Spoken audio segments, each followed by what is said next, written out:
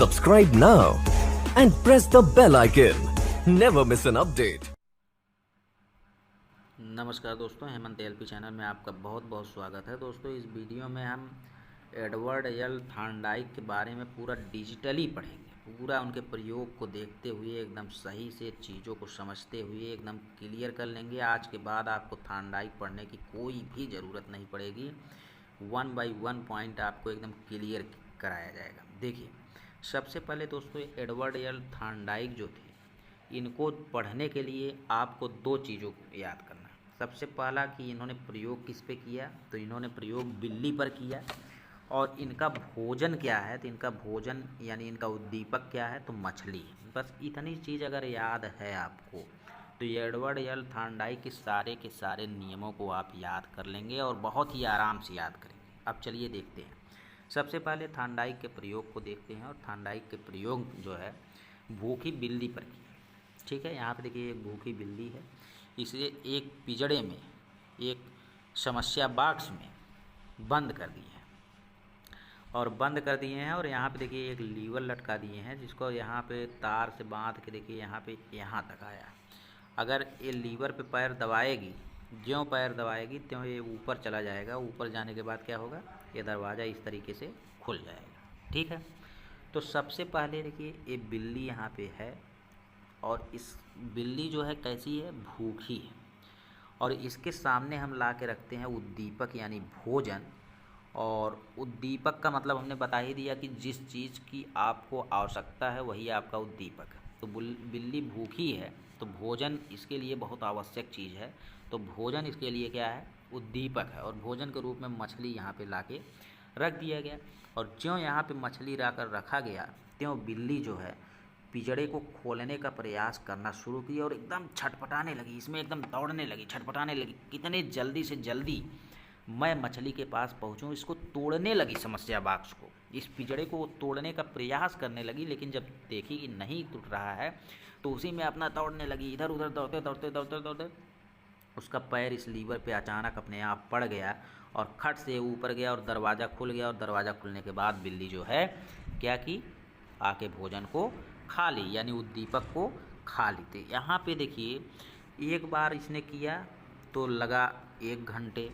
ठीक है, फिर दोबारा फिर अगले दिन जब भोजन ला के रखा गया, तो दोबारा जब भोजन ला के रखा गया अगले दिन, तो फिर वह जो है छटपटाई, इधर उधर खोलने का प्रयास की। और 1 घंटा नहीं बल्कि आधे घंटे में ही इसका पैर पे, इस लीवर पे पैर पड़ा और यह फिर खुल गया और भोजन खा ली।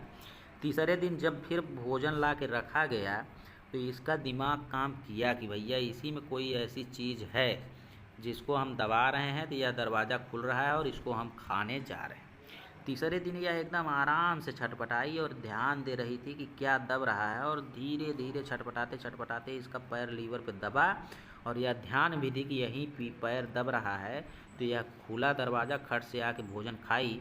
और चौथे दिन यह भोजन ला के रखे तो बिल्ली आई और बिना किसी बेझिझक उसने लीवर पे दबाया पैर से और यह खुला, उसके बाद खा ली। उसके बाद फिर अगले दिन लाए तो फिर लीवर पे दबाया और फिर क्या किया, खा लिया। मतलब एकदम आराम से। तब क्योंकि बिल्ली के व्यवहार में परिवर्तन हो गया है, बिल्ली अधिगम सीख गई है, वो जान गई है कि यहाँ पे लीवर पे पैर दबाएंगे, पैर रखेंगे और खट से जो है यह दरवाज़ा खुल जाएगा। अब देखिए दोस्तों, इतने चीज़ से आपको सारी की सारी जो है इनके सिद्धांत को याद करना। देखिए, सबसे पहले आप ला के क्या रख रहे हैं, उद्दीपक। सबसे पहले आप ला के क्या रख रहे हैं, उद्दीपक।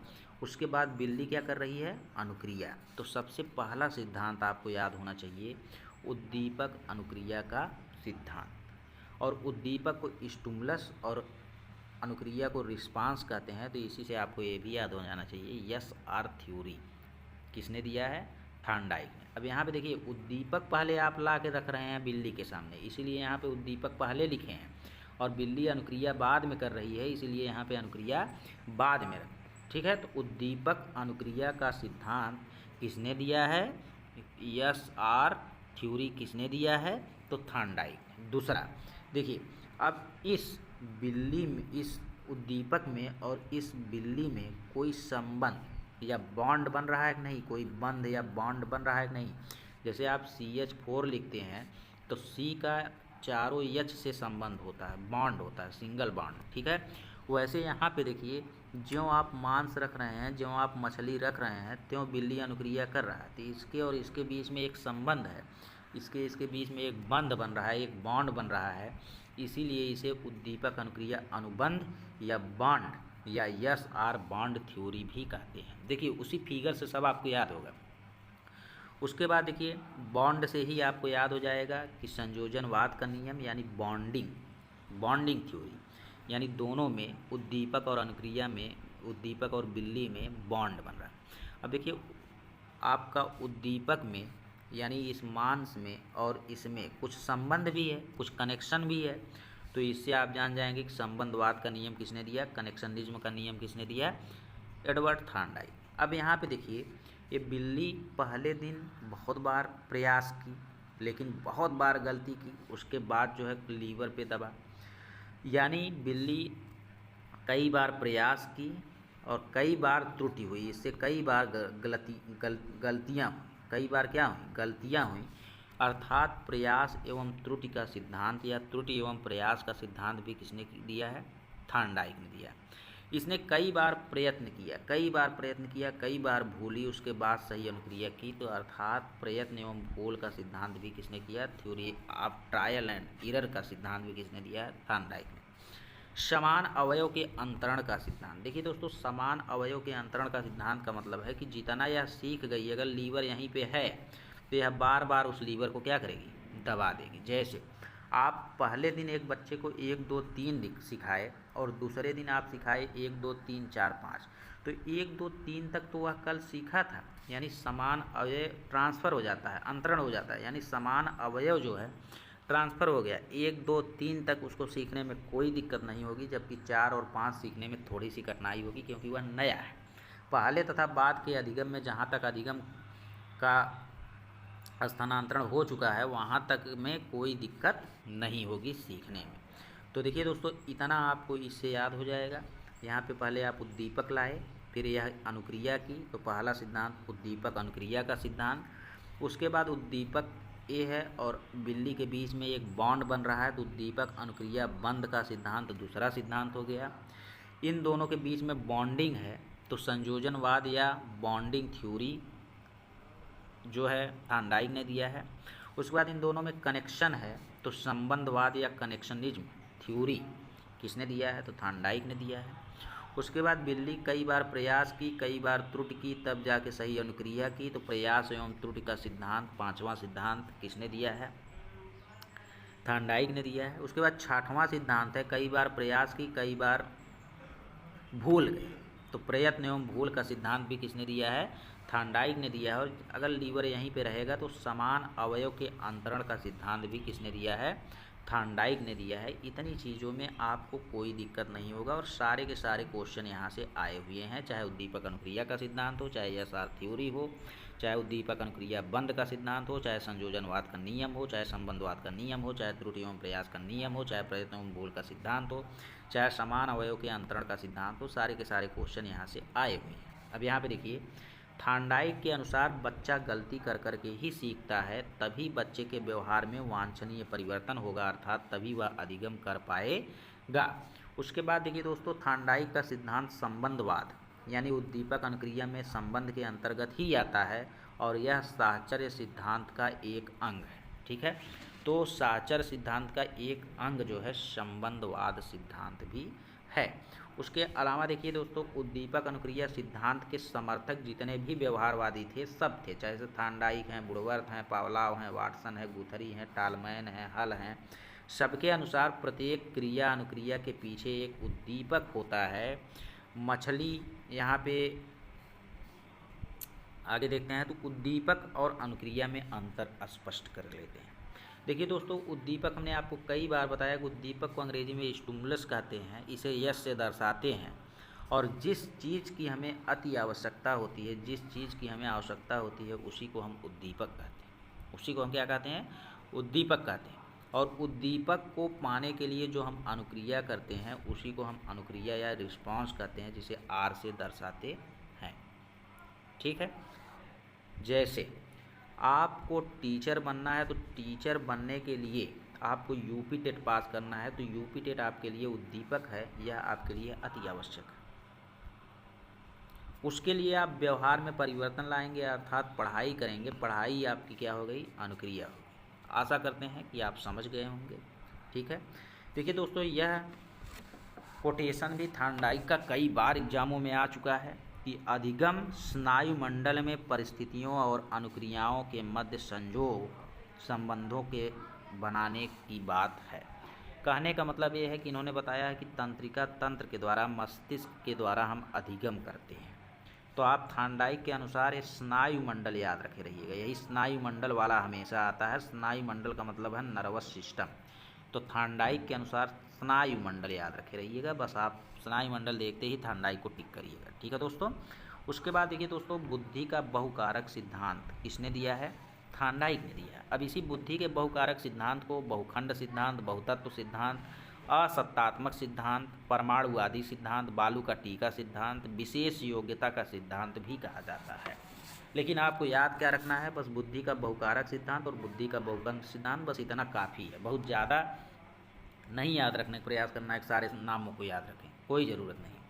देखिए, इन्होंने बताया कि बुद्धि को विभिन्न कारकों का मिश्रण माना जाता है। मतलब इन्होंने बताया कि बुद्धि जैसे इतना है तो एक चीज़ से मिलकर नहीं बना है, बल्कि बहुत सी चीज़ों का मिश्रण होता है। कौन, बुद्धि। किसी भी मानसिक कार्य को करने के लिए विभिन्न कारक एक साथ मिलकर कार्य करते हैं। जैसे इन्होंने बताया कि आपको अगर पढ़ाई करना है तो बताइए केवल एक कारक के द्वारा पढ़ाई कर सकते हैं, नहीं, इसमें बहुत से कारक लगेंगे। जैसे लिखने के लिए शारीरिक योग्यता लगेगी, सोचने समझने के लिए मानसिक योग्यता लगेगी, और याद करने के लिए स्मृति योग्यता लगेगी। ठीक है, और लिखना और वर्क करने के लिए यांत्रिक योग्यता लगेगी। ऐसे ही देखिए, एक काम के लिए कई योग्यताओं का प्रयोग हो रहा है, अर्थात बुद्धि को विभिन्न कारकों का मिश्रण माना है थार्नडाइक ने, अर्थात बुद्धि का बहुकारक सिद्धांत किसने दिया है, थार्नडाइक ने दिया है। अगला है शिक्षा मनोविज्ञान के जनक कौन है, तो शिक्षा मनोविज्ञान के जनक भी थार्नडाइक ही हैं। उसके बाद दोस्तों देखते हैं हम लोग अधिगम के 3 मुख्य नियम किसने दिए हैं। तो अधिगम के 3 मुख्य नियम कहे, चाहे अधिगम के 3 प्रमुख नियम कहे, चाहे अधिगम के 3 प्राथमिक नियम कहे, तो इनकी संख्या सबसे पहले तो पूछता है कि अधिगम के प्रमुख नियम या मुख्य नियम या प्राथमिक नियम कितने हैं, तो 3 हैं। किसने दिए, तो थार्नडाइक ने दिए। इसमें सबसे पहला है तत्परता का नियम, लॉ ऑफ रेडीनेस। दूसरा है प्रयास का नियम, इसी को अभ्यास का नियम भी कहते हैं। और तीसरा है प्रभाव का नियम, इसी को संतोष या असंतोष का नियम भी कहते हैं। देखिए, बिल्ली अगर तत्पर रहेगी तभी भोजन खाने का प्रयास करेगी, उसे आप बाध्य नहीं कर सकते हैं। बिल्ली अगर तत्पर है तभी आप जो है वो भोजन खाने के लिए प्रयास करेगी, अर्थात पिंजड़ा खोलने की कोशिश करेगी, यानी आप पिंजड़ा खोलने का अभ्यास करेगी। ठीक, और अगर पिंजड़ा खोल लिया उसने और भोजन खा लिया तो उसके ऊपर एक इफेक्ट पड़ेगा, उसके ऊपर एक प्रभाव पड़ेगा जिसे आप संतोष कहेंगे। और अगर उसने प्रयास में असफल होकर पिंजड़ा खोल नहीं पाई और भोजन नहीं पाई तो उसे आप कहेंगे असंतोष, उसके ऊपर एक प्रभाव पड़ेगा जिसे आप कहेंगे असंतोष। ठीक है, अब यहाँ पे ये तीनों नियम हम आशा करते हैं कि आपको याद हो गया होगा। तत्परता का नियम, प्रयास या अभ्यास का नियम, प्रभाव का नियम। ठीक है, ये 3 नियम हैं, जिसमें से जो प्रयास का नियम या अभ्यास का नियम है, ये इनको 2 भागों में बांटा गया है, जिसको उपयोग का नियम और अनुपयोग का नियम कहते हैं। उपयोग का नियम उसे कहते हैं जिसमें प्रयास या अभ्यास लगातार होता रहे, जो पुनरावृत्ति पर आधारित होता रहे। जैसे कविता याद आप कर लिए तो बार बार उसे गाते रहिए, टाइपिंग सीख लिए तो बार बार टाइपिंग करते रहिए, क्रिकेट सीख लिए तो बार बार क्रिकेट खेलते रहिए, तो उसे आप उपयोग का नियम कहेंगे। और अनुपयोग का नियम है, जैसे बहुत समय तक आप छोड़ दिए तो वो याद हो जाएगा, विस्मृति पर आधारित होता है और याद करके छोड़ दिए।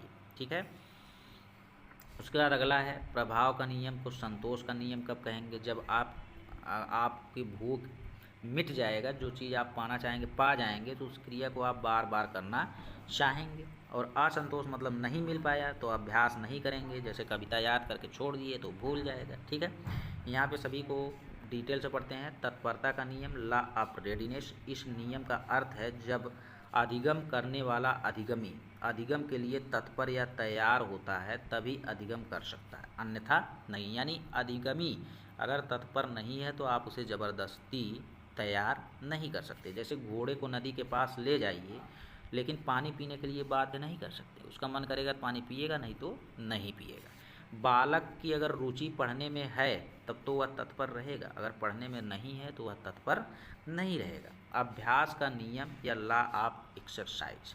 अभ्यास का नियम यह बताता है कि एक परिस्थिति में सही अनुक्रिया को दृढ़ करने के लिए उस अनुक्रिया को बार बार दोहराया जाए। जिस अधिगम क्रिया को हम कई बार पुनरावृत्ति करते हैं उसे हम शीघ्र ही सीख लेते हैं। अभ्यास से अधिगम सुगम बनाया जाता है। अभ्यास के नियम को दो रूप हैं, उपयोग का नियम और अनुपयोग का नियम। उपयोग का नियम जिस कार्य का अभ्यास बार बार किया जाता है उसे उपयोग का नियम कहते हैं। जैसे कविता याद करने के लिए उसे बार बार दोहराया जाता है। साइकिल चलाने सीखने के लिए उसे बार बार प्रयास किया जाता है। चित्रकारी, टाइपिंग, संगीत सीखना, कोई भी खेल खेलना, उसको बार बार करना पड़ता है। अनुपयोग का नियम लॉ ऑफ डिसयूज उपयोग के नियम के विपरीत नियम है। यदि सीखे हुए कार्य का अभ्यास या उपयोग नहीं किया जाता है तो व्यक्ति उसे भूल जाता है। उदाहरण के लिए त्रिकोणमिति सूत्र जो हम लोग बचपन में याद किए, अभ्यास नहीं कर रहे हैं, भूल गए। गाने व बजाने या खिलाड़ी बहुत दिन तक ठीक से खेल नहीं पाया। गणित का नित्य अभ्यास करने से ही सफलता मिलती है, अगर छोड़ देंगे तो भूल जाएगा, उसे आप अनुपयोग का नियम कहेंगे। इसीलिए कहा जाता है कि शिक्षकों को चाहिए कि बालकों को विभिन्न विषयों में लगातार अभ्यास कराते रहे। ठीक है। उसके बाद तीसरा है प्रभाव का नियम, लॉ ऑफ इफेक्ट। इसमें देखिए, इस नियम को संतोष या असंतोष का नियम भी कहते हैं। जिस कार्य को करने के उपरांत हमें संतोष या सुख मिलता है उसे हम बार बार करना चाहते हैं। शिक्षा में पुरस्कार और दंड देने का नियम इसी की ओर संकेत करता है। जिस कार्य को करने से बालक को पुरस्कार मिलता है उसे बार बार करना चाहता है, किंतु जिस कार्य को करने के लिए दंड मिलता है उसे वह नहीं करना चाहता, अतः उसे वह नहीं सीखता। उसके बाद 5 गौड़ नियम भी किसने दिए हैं? थॉर्नडाइक ने दिए हैं। इसे सेकेंडरी लॉ ऑफ लर्निंग कहते हैं। आपसे पूछेगा 5 गौड़ नियम किसने दिए हैं तो आपको बताना होगा थॉर्नडाइक, जिसमें पहला है बहु अनुक्रिया का सिद्धांत, यानी सही अनुक्रिया से पूर्व, इसको भी आप बिल्ली से ही याद करेंगे। सही अनुक्रिया से पूर्व बहुत बार गलत अनुक्रिया होती है। जैसे बिल्ली जो है सही अनुक्रिया करने से पहले बहुत बार गलत अनुक्रिया की। दूसरा है मानसिक दशा का नियम या मनोवृत्ति का नियम, यानी अगर अनुकूल मानसिक दशा है तभी तत्परता आएगी। अगर बिल्ली पागल रहती तो क्या तत्परता आती? नहीं। बिल्ली उस भोजन को पाने के लिए अनुकूल मानसिक दशा में है कि उसको भोजन चाहिए ही, तभी तत्परता आती है। तो पहला हो गया बहुअनुक्रिया का नियम, दूसरा हो गया मानसिक दशा का नियम, तीसरा है तत्वों की पूर्व समर्थता का नियम। यानी आप बिल्ली के सामने 1000 तत्व या 1000 उद्दीपक रखिए, लेकिन वो पहले से ही जानती है कि उसको क्या लेना है। जैसे मोबाइल, शर्ट, कलम और मछली रखें हैं तो जान रही है कि हमको तत्वों की पूर्व समर्थता, पहले से ही वो पूर्ण रूप से समर्थ है कि उसको क्या चाहिए। उसको भैया भूख लगा है तो उसको मछली चाहिए, उसको मोबाइल, शर्ट, कलम नहीं चाहिए। तो तीसरा है तत्वों की पूर्व समर्थता का नियम। चौथा है समानता या सादृश्यता द्वारा अनुक्रिया का नियम। जैसे आत्मीकरण का नियम भी इसे कहते हैं। जैसे मान लीजिए वह समान का लीवर वहीं पे आप रखे हैं समान, तो वह इतना ज़्यादा उसको देख ली है कि उस क्रिया को वह बार बार कर लेगी, सही कर लेगी। अर्थात बिल्ली सामने देख देख कर खटका खोलना सीख गई है, आत्मसात कर गई है। अब वह पूर्व ज्ञान या पूर्व अनुभव के आधार पर अपने आप अनुक्रिया करेगी और लीवर वहाँ पे रहेगा तो बड़े आराम से वह उसी समान अनुक्रिया करके उसको खोल देगी, क्योंकि वह पहले से सादृश्यता यानी देखी है। पांचवा है साहचर्य परिवर्तन का नियम। अधिगम की परिस्थिति पहले की तरह कर दी जाए तो 100% अनुक्रिया वैसे ही होगी जैसे पहले हुई थी। ठीक है, इसे साहचर्य परिवर्तन का नियम कहेंगे। तो 5 गौड़ नियम में पहला नियम है बहुअनुक्रिया का नियम, दूसरा है मानसिक दशा का नियम, इसी को मनोवृत्ति का नियम कहते हैं, तीसरा है तत्वों की पूर्व समर्थता का नियम, और चौथा है समानता या सादृश्यता द्वारा अनुक्रिया का नियम, और पांचवा है साहचर्य परिवर्तन का नियम। तो ये पूरा आपको याद नहीं होगा तो आप इस तरीके से याद रखेंगे, बहुअनुक्रिया वाला नियम, मानसिक दशा वाला नियम, तत्वों वाला नियम या तत्वों की पूर्व समर्थता वाला नियम, ठीक है, समानता या सादृश्यता वाला नियम, और अंतिम याद रखेंगे साहचर्य वाला नियम, साहचर्य वाला नियम। तो यहाँ से दोस्तों देखिए ये आपका जो है, उसके बाद बुद्धि के 3 प्रकार भी इन्होंने दिए हैं। तो बुद्धि के 3 प्रकार में इन्होंने सबसे पहला प्रकार सामाजिक बुद्धि बताया, दूसरा प्रकार अमूर्त बुद्धि बताया और तीसरा प्रकार गामक या यांत्रिक बुद्धि बताया। सामाजिक बुद्धि समाज का विकास करने वालों में पाया जाता है, जैसे सामाजिक कार्यकर्ता में। अमूर्त बुद्धि जैसे पंखा खराब है तो आप जो है बाजार में गए और कह रहे हैं कि मेरा पंखा खराब हो गया है, तो यह अमूर्त बुद्धि के द्वारा सोचा जा रहा है। ठीक है। गामक बुद्धि इंजीनियर और मिस्त्री में पाया जाता है। इस तरीके से जो है आपका थार्नडाइक पूरा समाप्त हो गया और इसमें हमने बता देना है कि कौन कौन से क्वेश्चन मोस्ट इम्पॉर्टेंट है, उसको आपको जो है थोड़ा सा ध्यान देना होगा। तो सबसे पहले तो देखिए सबसे इम्पॉर्टेंट क्वेश्चन है कि थार्नडाइक का प्रयोग किस पर हुआ है, तो भूखी बिल्ली पर। थार्नडाइक का भोजन क्या है, तो मछली। और सबसे पहला यही है कि उद्दीपक अनुक्रिया का सिद्धांत या एसआर थ्योरी किसने दिया है, मोस्ट इम्पॉर्टेंट क्वेश्चन है। त्रुटि एवं प्रयास का नियम मोस्ट इम्पॉर्टेंट क्वेश्चन है। प्रयत्न एवं भूल का सिद्धांत मोस्ट इम्पॉर्टेंट क्वेश्चन है। उसके बाद आपके लिए इम्पॉर्टेंट क्वेश्चन जो है एक कोटेशन है थार्नडाइक के अनुसार स्नायु मंडल वाला। उसके बाद जो है बुद्धि का बहुकारक सिद्धांत भी आपके लिए मोस्ट इम्पॉर्टेंट क्वेश्चन है। शिक्षा मनोविज्ञान के जनक भी मोस्ट इम्पॉर्टेंट क्वेश्चन है। अधिगम के 3 मुख्य नियम या प्रमुख नियम या प्राथमिक नियम तो बहुत ही इम्पॉर्टेंट है। पहला तत्परता का नियम, दूसरा प्रयास या अभ्यास का नियम और तीसरा प्रभाव का नियम, मोस्ट इम्पॉर्टेंट है। उसके बाद दोस्तों आपके लिए इम्पॉर्टेंट है कि इसका चालक क्या होता है, तो चालक जो है भूख था। ठीक है। उसके बाद सबसे ज़्यादा इम्पॉर्टेंट 5 गौड़ नियम किसने दिए हैं, थार्नडाइक ने दिए हैं। पहला है बहुअनुक्रिया का नियम, दूसरा है मानसिक दशा का नियम, तीसरा है तत्वों की पूर्व समर्थता का नियम, चौथा है समानता या सादृश्यता का नियम और पांचवा है साहचर्य परिवर्तन का नियम। और आशा हम करते हैं कि इस थार्नडाइक से आपका कभी भी कोई भी क्वेश्चन नहीं छूटेगा। बुद्धि के 3 प्रकार, सामाजिक बुद्धि, अमूर्त बुद्धि और गामक बुद्धि किसने दिया है, तो थार्नडाइक ने दिया है। जबकि गैरेट ने भी 3 प्रकार की बुद्धि बताई है, मूर्त, अमूर्त और सामाजिक। ठीक है। और यहाँ पे पूरा इसका प्रयोग आपको बता दिया गया है और कोई दिक्कत नहीं होनी चाहिए और आपका एक भी क्वेश्चन थार्नडाइक से बाहर नहीं जाना चाहिए। धन्यवाद दोस्तों।